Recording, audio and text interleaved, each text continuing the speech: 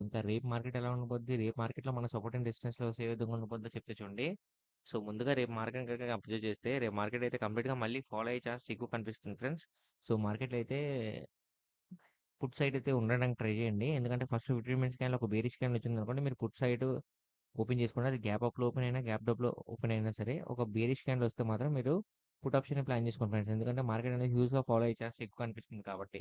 ఓకేనా ఫ్రెండ్స్? ఇంకా మార్కెట్‌లో మన సపోర్ట్ అండ్ రెసిస్టెన్స్ లెవెల్‌కొస్తే 54,159, 53,585, 52,833 ఇవి రెసిస్టెన్స్ లెవెల్. సపోర్టింగ్ లెవెల్‌కి వస్తే 52,007, 51,422, 50,585. నేను ఏదైతే సపోర్ట్ అండ్ రెసిస్టెన్స్ వచ్చానో వీడియో ఎండ్‌లో కూడా పెడతాను. ఓకేనా ఫ్రెండ్స్? తిరిగి మళ్ళీ మనం రేపటి వీడియోలో మళ్ళీ మనం కలుద్దాం. నా వీడియో గనుక నచ్చితే వీడియోని లైక్ చేసి ఛానల్ అయితే సబ్స్క్రైబ్ చేసుకోండి. Thanks for watching.